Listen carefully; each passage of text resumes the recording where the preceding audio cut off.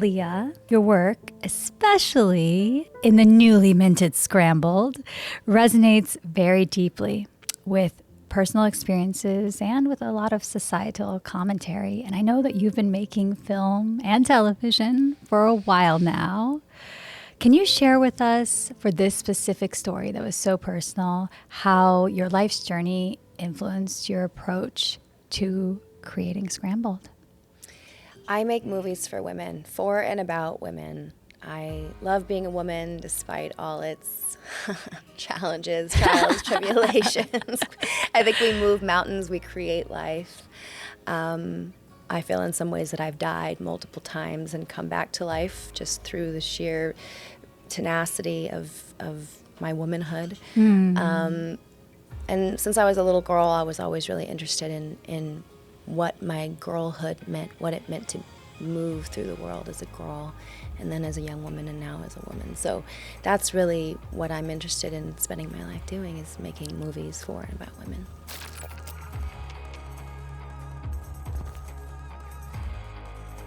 I'm about to introduce you to the filmmaker that had everyone in stitches with her directorial debut, Scrambled. Leah McKendrick's fresh and vibrant voice is turning heads in Hollywood. Her next projects include Mrs. Claus with Reese Witherspoon's Hello Sunshine, which will star Jennifer Gardner, and the remake of I Know What You Did Last Summer. In today's episode, we talk with Leah about her early career moving from San Francisco to Hollywood, the art of directing a movie that you're acting in, and what it's like sharing such a personal story in her hit film in theaters, Scrambled. Please join me in giving Leah a warm welcome to our studio. Let's talk. Let's talk, girl. About growing up in San Francisco. How did that environment as a kid shape your artistic vision? It's funny because whenever people say, "Where are you from?" I'm like, "I'm from San Francisco," and they go, "Oh, right here, so close by." And I'm like, it's a world away. Truly, it might be close by distance-wise, Sure. miles, but it feels like a completely different world. Like, Yes, I it did does. not grow up with people that were in Hollywood, and my parents used to tell me, when I had these Hollywood dreams from when I was a baby girl, my dad would say, "It's not that we don't believe in you, we don't believe in Hollywood." Ooh. So there was always this, if you want to pursue it, you're going to have to do it on your own once you have a college degree. I think education was a pretty big deal in my family. My mom is an immigrant, and my dad grew up on a hippie commune, so they were pretty, my mom is Latina, she's very strict about us getting our college degrees, and I just always had stars in my eyes, and I always just wanted to make movies and sing and be on stage. Yeah. And they didn't really know what to do with that when I was Tell me- growing up in SF. Tell me a little bit about that. For me, the stage and dancing and acting and singing really was a way of communicating all these greater things I saw in the world. My parents took me all around the world when I was a really little kid, and just understanding the differences between different cultures and socioeconomic backgrounds. It became like this place for me to express myself where I felt wildly free. Do you remember as a child what it was about the magic of singing and acting and stage that drew you in? And even when your parents were like, Oh my gosh, it's such a big part of my upbringing and who I am as a person. That's even hard. It's hard to even be self-aware in that way. But my mom tells me the story that when my abuelita died when I was 2, and we were like besties. I don't remember this, unfortunately, but I see all the photos where they're just like attached at the hip. And she passed away, and my mom said that she would find me in my room singing all the time. All I was doing was singing. My mom is a psychotherapist. And she said she's self-soothing through music. Wow. I think that she's going to be an artist of some sort, because we didn't teach her that per se. Like, obviously you sing to your children, but my brother was kind of, moving through the grief in his own way, a couple of years older than me, but I just was always singing, and it's always been this really natural outlet for me to work through my insecurities, my grief, my pain. My parents fought a lot growing up, and there was a lot of chaos in the house, and so I think in some ways performing and being on stage made me feel like I had some control and some power and some. Sure. I was the queen of my own kingdom Yes. in a way, even though I would come home and it would be pretty chaotic. That's so interesting. Such an interesting commonality I find between a lot of our storytellers that come on. That it's this like perspective of needing to understand whatever world that you are living in and being able to, create within that. That's beautiful. Truly. Yeah. Tell me about Chapman University. Aw, Chapman. I didn't want to go to college because as we know, I just wanted to come to LA and start pursuing my career. And I felt very resentful about being in school. And Were you in like community theater? What was that? I grew up performing live at festivals all throughout the Bay Area. I was recording a lot, like in the studio in Hollywood, trying to get a record deal, always trying to get a record deal. That was always the dream. I was like, I want to be Britney Spears. I want to be Christina Aguilera. Like, I want to be on tour. Wow. And my family was like, oh God, please don't do this. But I was always like making my own costumes and hiring my dancers with my allowance. Like, sounds vaguely familiar. My mom's listening to us record today, and I'm sure she's having pictures or images of me flashing in her head. Hell yeah. We're the same, girl. Yeah. We're our people right here. Yeah. But so they knew that I wasn't this dream that they thought that I would grow out of. It wasn't really happening. And I just thought I'll go to college for as long until I just get my record deal, and then I'll drop out of school and I'll go live my pop star dreams. And please tell me, by the way, that you have a video of that somewhere that we can use. I have music video. I got all kinds of stuff, girl. Just Charlie, we gotta make a note of that. Very embarrassing, but we got it. It's part of the journey. We gotta honor it. So I wasn't really leaned into school, and my school was really strict, and you could not miss class. It wasn't the kind of school where you could be a working actor and be in school. They did not allow that, and so I was in class, but my head was in the clouds, and I was always recording at night and performing on weekends. And it was halfway through college that I had a big deal.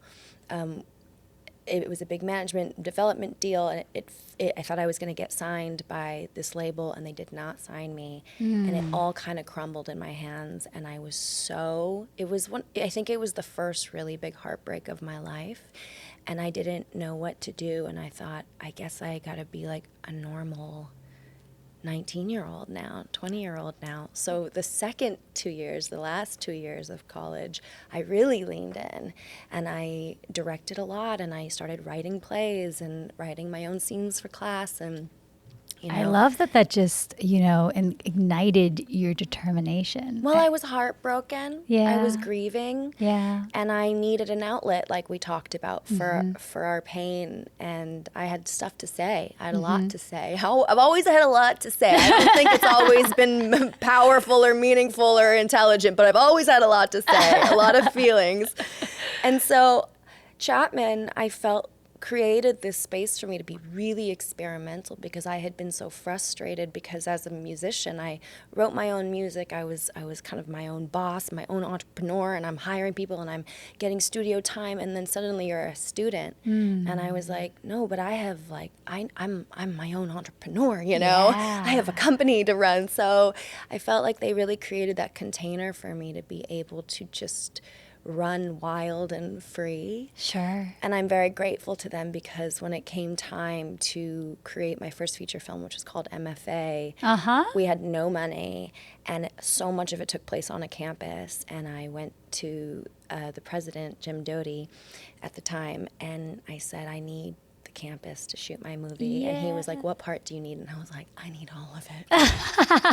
And they gave me the campus for free, and I was able to shoot my first feature film. It would not have been made without Chapman. So I did end up getting that record deal out of college, and I'm just eternally grateful to Chapman for challenging me and containing me and teaching me that there's many things I could do beyond just singing. What a beautiful college experience. My college experience was the opposite. Where did you go? I mean, I loved college, don't get me wrong, good. but I had broken my knee. I was going to be a musical theater major, and I had broken my knee in high school. No. And then we Russian roulette my college applications, because I didn't know what else I would possibly want to do. Yeah. Film and journalism and broadcast journalism and music. And because like you, I grew up singing and dancing and acting. And then they paid me a lot of money to go to business school. And so I ended up joining an amazing business program called the Honors Plus Business Program. And it was a full scholarship program. And they flew us around the world to work with all these great CEOs. But that I got lost in winning in the business program. And 4 years later, I woke up and I was like, what am I doing with my life? I just want to go act and sing. Yeah. But I'm sure all of that has been it's ended up working out for helpful. me. It's been super helpful in understanding our industry and how to build and grow in it. And so, everyone's journey is the journey that they're meant to take. That?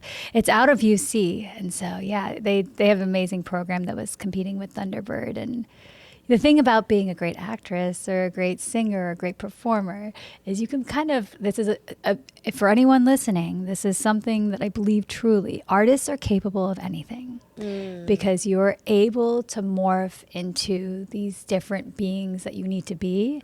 And that actually transcends also into any type of skill you'd want, any type of job. And so for me, it was very easy to be like, well, if this is what we're doing, I'm going to be the best damn business student. If I could act like a waitress, if I could act like a ditz, that I could do this. Right, wow. And luckily, I did really well. And I still ended up right back here with you, storytelling on a mic. That's right. So sometimes you can't escape your purpose. No. I want to talk about these first films, but I first want to just point out, MFA was what you just started telling us about. I first want to point out that I went through your great body of work, and you've been, making film and television since 2008. You've been making film and television for a while now, and I'm not a big time or age person, but the body of work, I think it's important to tell listeners who might not be looking at your resume. You've done over 37 projects, and you've been in this industry for a while, even with those early successes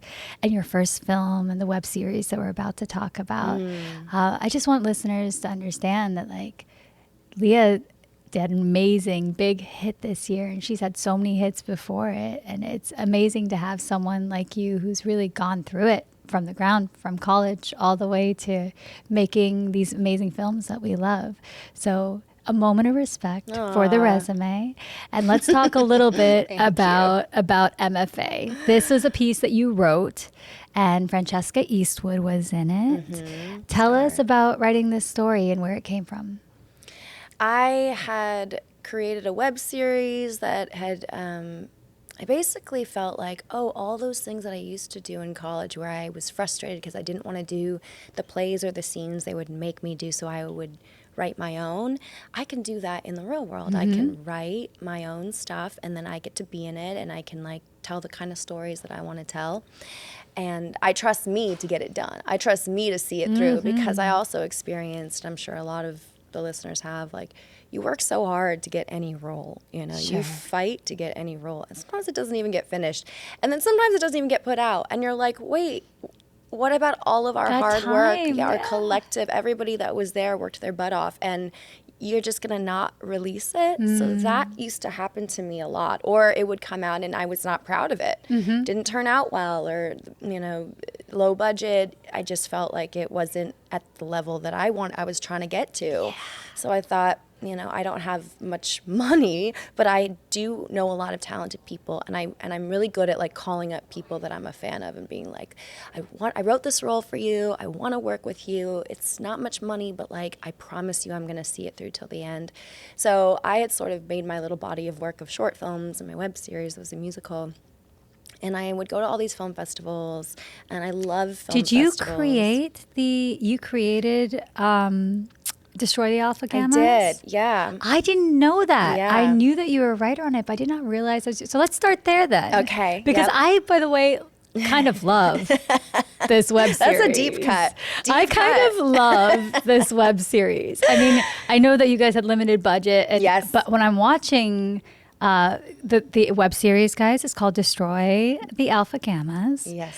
And it won, or you were nominated for Webby and Streamy. Yeah. It did very well. It did well, yeah. And it is it is like Glee on steroids for college kids. Hell yeah. And the amount of work that went into each of those routines from all of you guys, I was shocked that you did that independently. And I think you should be very proud of that work. Like, considering the budget, etc. Like, this was a feat.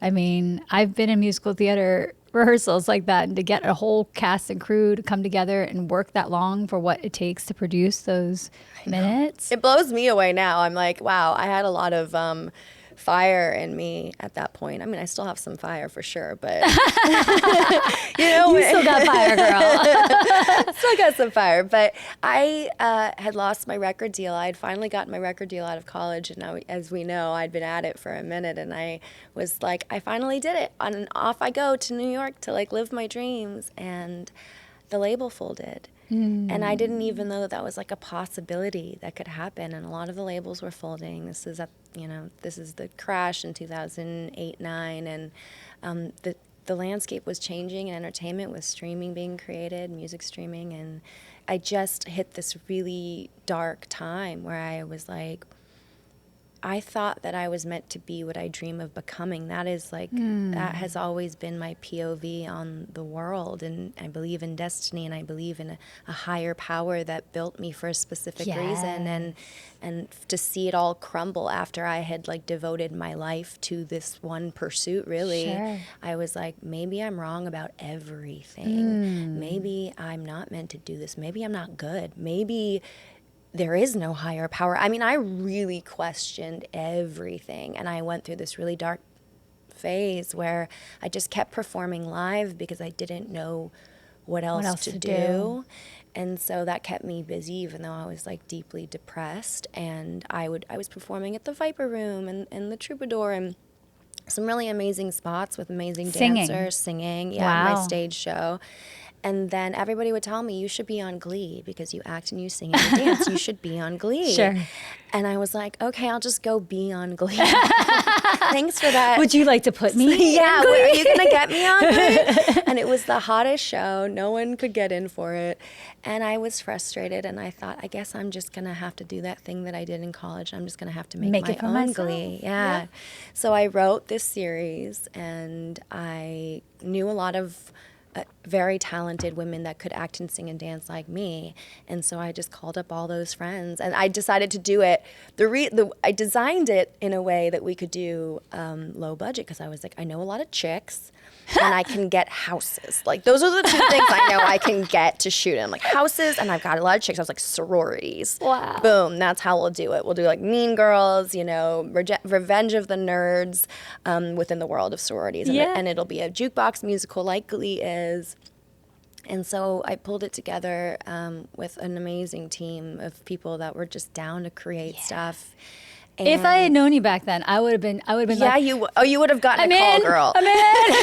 You would have gotten a call. You would have been like, I didn't sign up for this many days of shooting. But it was, even my choreographer, Justine Mentor, she was my choreographer on Scrambled. Like, a lot of the people that I met and that I worked with back then, I still continue to work with, because I never forget somebody who believed in me. I never forget somebody who was down to show up when there was no money. It was just me and a dream, right? Yeah.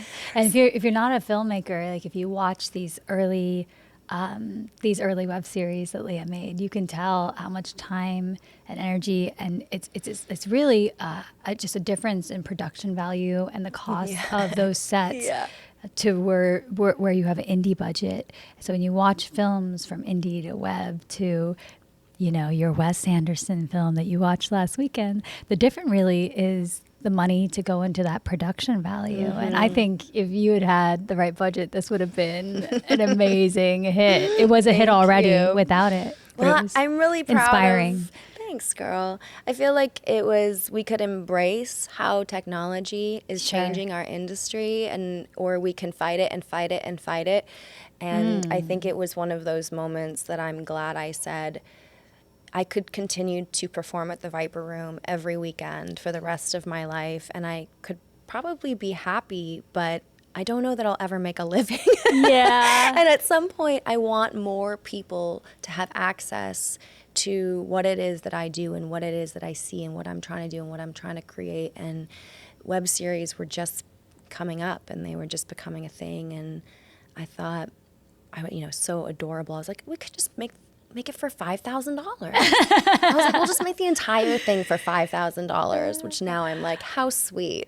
Yeah, it's mind-blowing how your brain expands to the new budget that the universe allows for you. Yes. Like when I was in college and when I was making my first projects, I was like, oh yeah, like a couple $100. course, we got this.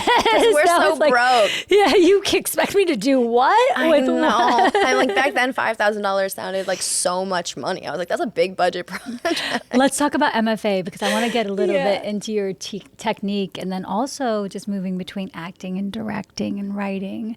But I can't not let you finish your story about MFA because it was such a specific story to tell and such a powerful one. Thank you. And very different than some of the stuff that you're doing now. Maybe not so much as it was still very female voice, female empowerment voice, but this was, dark matter that you were dealing with in this story. Oh yeah. Yeah. So I did the web series and I was making a bunch of shorts, going to festivals, and I saw how really the festivals felt like it was for the feature directors, the feature filmmakers, and it seemed like there was a little bit of two classes. It was like the up-and-coming shorts creators, and then it was the feature films, and it felt like there was a level of prestige there that I was like, I guess that's what I got to do to become a quote-unquote real filmmaker. And so I started writing my first feature film, which was MFA, and I was very enraged by seeing what felt like the same story circulate over and over and over again, which was young woman on campus is raped, reports it to her counselor or the authorities, the school. They cover it up. Girl is ostracized, drops out of school. Yeah. The aggressor continues to play football and be a star athlete and graduate and live a great life. Yeah. And then we saw that repeat itself in Hollywood a couple years later. Exactly. And I just was like, I was like seething. I was, the rage was bubbling within me. I've always felt really strongly about sexual assault. I've been through some very scary, creepy, traumatizing things in the music industry as a young woman, and obviously in Hollywood as a young woman, and just in fraternity parties, just being a young woman, going to college, living in the world as a woman. So I've always felt really strongly about it and wanted to speak to it, didn't quite know how. Started writing my revenge thriller.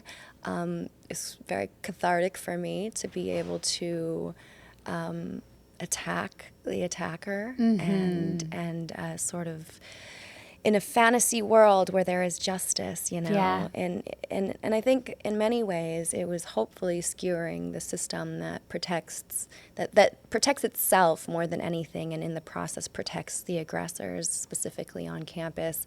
So I wrote this film, and I was like, I want to go to South by. I want to go to one of these top festivals. And you did. And I did, yeah. And, thank God for Francesca Eastwood, who plays Noelle, and I play the second female lead, got to work with her, and Natalia, my director. You guys were very powerful together. Thank you. Of course. And it won an award, right? No, it was nominated for Grand Jury. Yeah. That's winning an award. Yeah. We have to celebrate it. That is winning an award. In my opinion, that is winning an award. Going is the award, truly. Like South by, in many ways, I feel like discovered me because especially in 2017 when it premiered, it ended up coming out in theaters the week of the Weinstein, story and the Me Too movement, the birth of the Me Too movement. And so it was a very zeitgeisty film when sexual assault was, on everyone's tongues. Yeah. And unfortunately, I just feel like sexual assault, it's not new, it hasn't gone anywhere. But at that moment, we were really talking about it in a real way, which was a special and important and painful time for all of us. That you got to be representative of unpacking that story. So. I hope so. I mean, it's a really special one to me. I love my first film so deeply because I had no money. I put all my money into it. I was running around town begging people for money to believe in my film, and miracles happened, like what we talked about with President Doty giving me the campus, and Franny getting on board, and Natalia getting on board. And just when you have a dream and you don't have much else but your dream, miracles do happen. Yes, they do. And we're going to continue talking about some of your miracles as we move into Scrambled. But I want to talk a little bit about you often choose these very like bold and challenging themes. What makes you want to explore those narratives? And talk to us a little bit about your storytelling process, because I think what's really unique and exciting as a creative that reflects this writing, directing, producing. People don't understand. To me, creating a film is a 360 approach. Like I feel like I touch all the pieces, even when I serve this part that I am best served for that film. I will take the role that best serves that film and story. For you have touched even music. You've touched all 4 areas. We do music as well. I write music for some of our shows. So all 4 areas.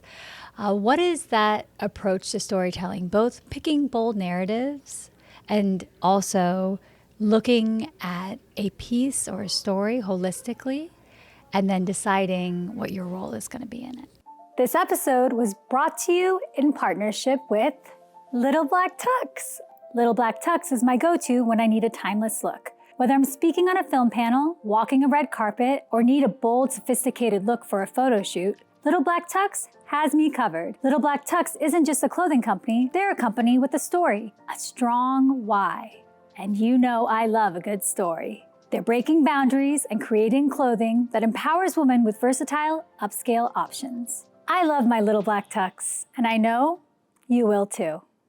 Making a movie is so hard. It's like, I can't even believe anything ever gets made because it is so hard, and it can fall apart so many times along the journey and fall together, but fall apart and fall apart. And I really think the only way that I'm able to like get up in the morning and continue to fight that fight and push that boulder uphill is if I believe that the film belongs in the world. Yes. Like that is always my North Star. I think there's space for everything. Films that are action films, films that are there to help you escape and make you laugh. But for me, and I enjoy all of it, and I watch all of it. I love reality TV. I'm a fan through and through. I love movies, and I love TV. But I will say, as a filmmaker, I don't know that I can get up in the morning if I don't feel like there's this really deep need for the story specifically to be told. And I felt that way about MFA because I was like, I want women that are experiencing some sort of sexual abuse or violence to know that we don't deserve this, that we can fight back. Yeah. And I wanted them to have that catharsis. And then with Scrambled, I froze my eggs, and I felt really let down that there was no movie that told my story of a single girl in her 30s. And you've told this story on interviews since you've been doing your Scrambled press, but like, I have to say, and I know you've heard this from many women, I think you really just hit this note of all these 30-something. There is an epidemic of 30-something-year-olds now freezing our eggs. Truly. And I don't think anyone movement. had I remember the first time that I watched, a girlfriend of mine did a whole vlog of her whole egg freezing process. Yeah. And it was before I did. And I watched this entire vlog. I actually, I made my boyfriend watch it with me. And I was like, what is this? Like, it is a process. Oh, yeah, girl. It is a process. So you just liberating that process in this comedic way, I think really spoke to so many people. Thank you. Tell me about your personal experience and you know, why this inspired this film. You know, I was prepared for the needles. I think that's usually the thing that scares people off, that you are injecting yourself. And I was also afraid of the fact that I was going to have to like mix the meds myself. I was like, I studied acting. I was terrible in chemistry. I think I got a C in chemistry in high school. So I was like, I am not qualified to be like mixing my own meds and shooting myself up. But I was not so prepared for how emotional it was going to get and how existential it was going to get and how alone I was going to feel in it, and that it was going to bring up so much, these feelings of failure that I had messed up as a woman because I had not found my partner in the allotted time, and that I didn't feel, my body was not telling me that it was time to have a baby. I didn't feel ready to have a baby, or even this deep desire to have a baby. And I was like, am I broken in some way? Yeah. Did I choose my career over a family without realizing it at some point? I have worked my butt off on my career, and now the world is telling me I have to just kind of set that aside and like focus on what's really important, which is finding a man and having a baby put in me. And all these questions and feeling like, you know, I'm looking at these movies that are about IVF and egg freezing, and all of them really seem to be about partnership and couples trying to get pregnant. And I was like, and you know, he's injecting her in her booty, and I'm like, nobody's injecting me. Injecting my booty. Nobody's injecting my booty. I am alone in my house. Like I have never felt more alone. And so more than anything, I was like, I need to make a movie that if I feel this way so deeply and so strongly, there's no way that I'm alone in this. I love that you just consistently rage against societal expectations. Girl. When you yeah. find that they're Always. kind of in front of you, you're like, oh, there's another societal expectation. I'm going to rage against it. I said in one of my other interviews that like, I exist to break the rule. Hell yeah. Hell yeah. I mean, I have this on my email sign off. It says it's by Laurel Thatcher Ulrich. I hope I don't say that right. Wrong. Well-behaved women seldom make history. I'm not trying to behave well ever. Let's talk a little bit about your character development and how you approach character development, because you've created some very memorable characters as an actor, as a writer, as a director now. When you are trying to create a character that you think will really resonate with an audience, and maybe it's not trying, maybe it's a more of an organic, living, breathing process. I know for me, it's like talking like a mad woman in front of a mirror and like trying to feel what it is to be that person. Do you have a way that you approach character development? Because your characters that you create are so deeply relatable. As an actor or as a writer, or both? Both. I often reflect the people around me back into my work. You know, I pull from the messiness of human existence that I'm always blown away by the memory that's coming to me right now is that my mom was singing a song from her childhood in Nicaragua, where she's from. She was singing this song. She had her feet on my dad, and she's just like having this great time singing her childhood song in Spanish. And then suddenly she just like bursts out and starts just weeping, sobbing. Wow. And I was like, what's happening to her? And I remember looking at my dad like, what's happening? And he just was like rubbing her feet. Wasn't like, what's wrong? And it was just, I felt like in that moment I was witnessing humanity happen, which is that we are having a wonderful memory, and then we are in grief, or we are in our childhood selves again, and how it can come up, and we can be laughing and then we're crying, or we could be crying and then we're laughing. And in reality, humanity is all over the place. It's a mess. It's chaos. It's a shit show to be human, and to survive in this world can be really, really difficult. And so I'm always just trying to reflect how inconsistent being a human is. Yeah. And how messy it is. And so I think sometimes they used to say, studio notes used to be like, well, you know, the arc has to be clean. And I was like, well, arcs are not clean. You know? Life is messy. Life is very messy, and we can do the right thing, and then we can immediately do the wrong thing. And then, you know what I mean? We're not saints. Sure. And we can do the right thing for the wrong reasons and the wrong thing for the right reasons. And so I would say that is what I aim to do, is have characters that feel like real people, because in some way they're inspired by something I witnessed or people that I love around me, and that people can relate to them because they go, I'm that person that just like had this like epic heroic moment and then tripped on the way out. I think ignoring that note has done you well. Thank so you. continue to ignore it because girl. it creates some pretty amazing characters. There's this epic picture of you on Instagram that you just put up, I think a little while ago, of you lying in the hospital bed on Scrambled, and you've got the director's like monitor in your hands. And so let's talk a little bit about this for those listening who maybe actors or maybe writers or maybe brand managers or kindergarten teachers who want to understand what it is to write, direct, and star in your own film. Many of the greats have done it before, and you did a brilliant job. What is that? Embody that for us. Tell us what that process is like. Is it something that you continue to gravitate towards? What were the pitfalls and what were the joys? Mm-hmm. I love to be alone with my laptop. That is when I feel the freest, the most liberated, before anybody else has seen it, and I'm just experimenting and giggling alone in the corner thinking, I think this is funny. I don't know if it's going to translate or if anybody else will, but I think this is funny. And then suddenly you share it with the world. Everyone's got opinions, and that is how this works, right? By the way, the opinion is that she's funny.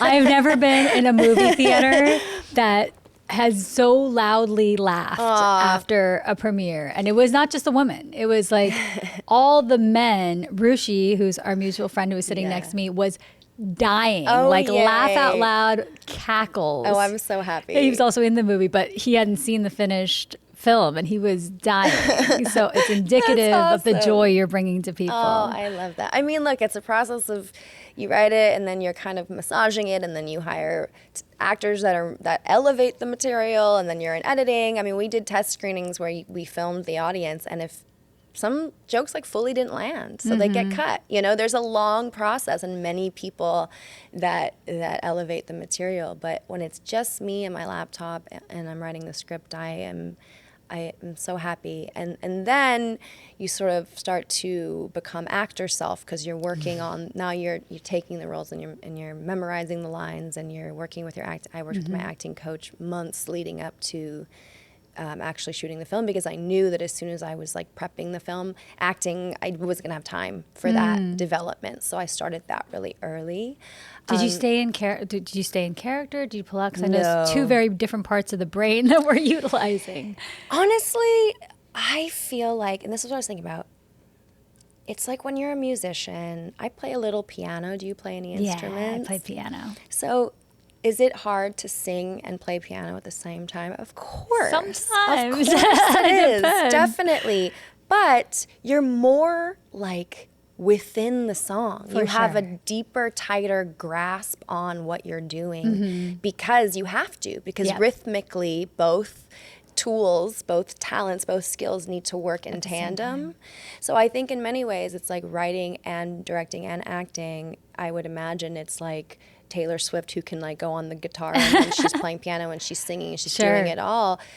It's all one skill set in some ways. You're a storyteller, she's a musician. I agree with you. And she has a deeper grasp on what she's trying to say and what she's doing because you have to. So I felt that way as a writer and a director and an actor, that I understood my role deeply because I'd been with it while I was writing it. Or as a director, I understand the script better than anybody because I wrote it. And when I'm talking to my actors, I have a clear vision in my head because I've been living with this vision, you know.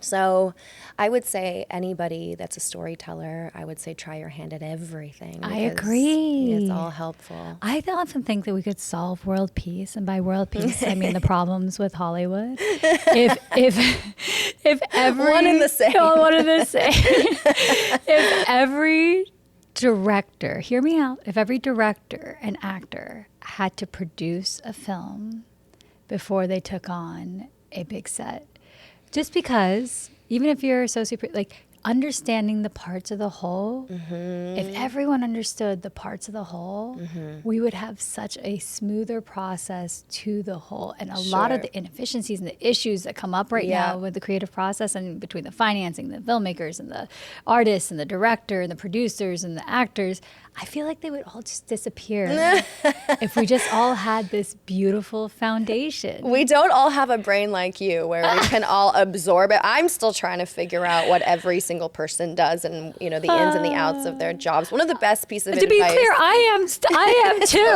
but that's why I wish everyone would like, have there's some no respect and you'll some never understanding. learn all of it, you know? No, But never. An understanding of process. For sure. For sure. I will say that one of the best pieces of advice that I got when I was about to begin, when I was prepping Scrambled, and I met with Bruce Miller, who's the creator of Handmaid's Tale, who's like a mentor of mine. And I had deep imposter syndrome about the fact that I did not go to film school, that this was my directorial debut, and I was starring, and I was and I had written it, and we were pulling it together. And he gave me the best advice. He said, your toolbox, your talent, your superpower is emotion, because you're a writer, because you're an actor. That is how you communicate, through emotion. He goes, so when you're talking to your cinematographer, don't say, oh, grab that light and let's use this lens. Blah, blah, blah. Just say, I want it scarier. How can we make it scarier? Wow. And she will translate it into her language. Everyone here has their superpower. Speak in your language, which is emotion, and they will translate it into their language, and trust them. Because I'm never going to be able to do all the things that these experts are able to do in their fields. But you don't have to. And you don't have to. And I think that's really what the key was. I felt like an imposter because I didn't know how to be a cinematographer, because I didn't know sound design, because I didn't know all these things, and I don't know how to compose my own music for a film. And when I realized that's not my job to micromanage or to be an expert in any of these fields, I just need to know what my movie is and what I'm trying to say. And I was like, and I do know that. Wow, that might be some of the best advice we've had on this show. And I usually ask the question, but I think you're going to help so many people with that just little note. That is so important. It helped me a lot. Every single time I was on set and I was like, oh my God, what do I would just go, what's the scene about? Leah, what are we talking about here? And I always knew that my North Star was self-love. That was my theme of my film. And I thought, okay, self-love, that will inform how I shoot it. That will inform how this scene looks. That will inform how I talk to my actors, you know?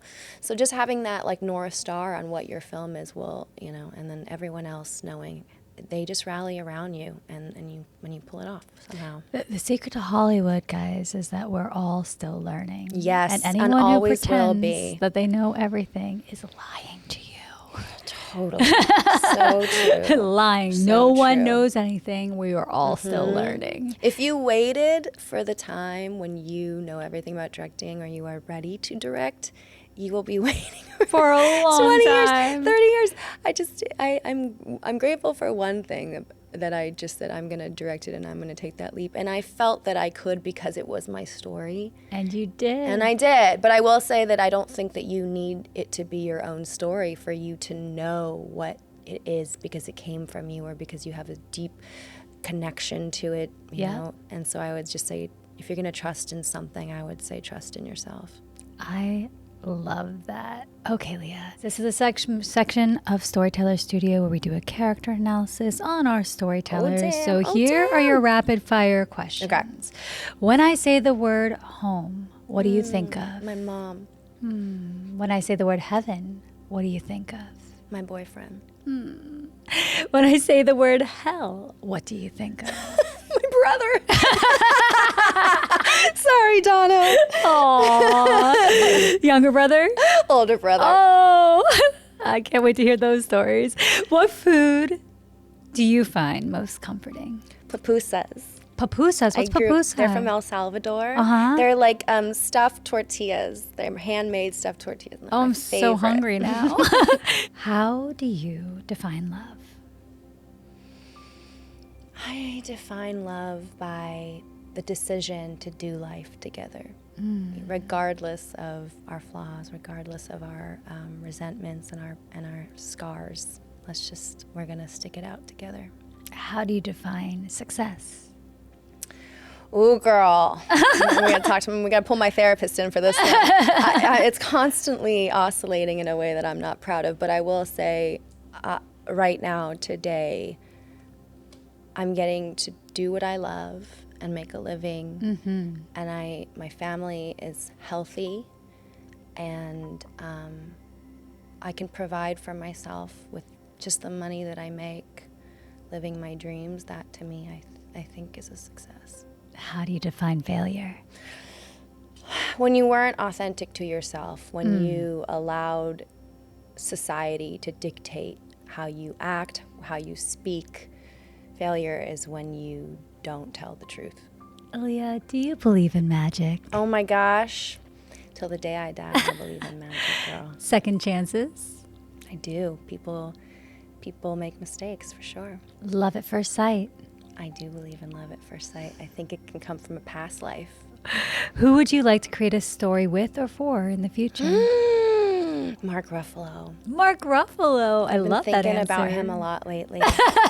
Mark, Leah's coming for you. I've been thinking about him a lot, and I'm definitely coming for him. Oh, I love that for you. What word best describes you as a storyteller? I would hope honest. Honest. What inspires or drives you? My little girl dreams. The dreams that I've had my whole life, and wanting to make her proud. Me too, girl. Last but not least, Leah, what is your favorite story? I will tell you right now, because I've been thinking about her a lot. My tia Thelma, my aunt from Nicaragua, is the first woman that was first female dentist out of Nicaragua, her country, and she never married, never had kids, and she was a goddamn legend. So I love that. I think of her story a lot. I love your deep family roots. Okay, Leah, we are going to play a quick game. This is going to be categories, and since you write powerful female voices, we are going to be naming movies with powerful female leads. Oh, let's go. Categories, if you don't remember, when we snap, you just say what it is. I'll start first, and you're probably gonna win. I'm already blanking. So. I'm already blanking. I always play these games with our guests, and I pick their category, so I've lost a lot. I keep going. Okay. Come on, 90s trivia. Okay. It's categories. Names of powerful movie or names of movies with powerful female leads. My Best Friend's Wedding. A League of Their Own. Bridesmaids. The Notebook. Legally Blonde. Raw. Anything with Reese Witherspoon. I've already failed. Let's start again. I love a Reese movie. I've got this. Okay. Okay. Everything with Cameron Diaz. Anything with Reese Witherspoon. Anything with Lucy Liu, which I can't think of things right now for some reason. Charlie's Angels. Whitney Houston. Okay, go. Categories. Movies with powerful female leads. Sweet Home Alabama.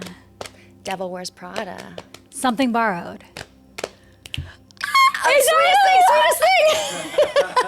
It's so much harder than you guys think it is. Totally. Should we do it again? Okay, last one. Okay. Hold on, let me think for a second. I know. We're gonna get it. Okay, you can repeat. Can we repeat them? We can repeat them. Okay. Categories. Movies with strong female leads. Bodyguard. Ooh, Bridesmaids. Color Purple. A League of Their Own. Harriet. The Notebook. It's complicated. I don't know. What yeah, it's complicated. It's really... Someone name Sandra Bullock movies for me, please. Speed. Exactly. Blindside. I can't think of a single one of them. Oh, she's so... While You Were Sleeping. Mm-hmm. Guys, Meg Ryan movies. Yes. Harry Met You've Sally. Got Mail. So good. We forgot Sleepless in so Seattle. many. It's just, it's the speed of it. Yeah. Leah, tell our listeners where they can find you. Find me on Instagram, babies. DM me. I love a DM. Unless you're going to be mean, don't DM me. If you want to say what's up, I'm Leah McKendrick on Insta. My movie's on Apple and Amazon and all the spots. Please go watch Scrambled. Thank you for being on Storyteller Studio, Leah. Leah. This was amazing.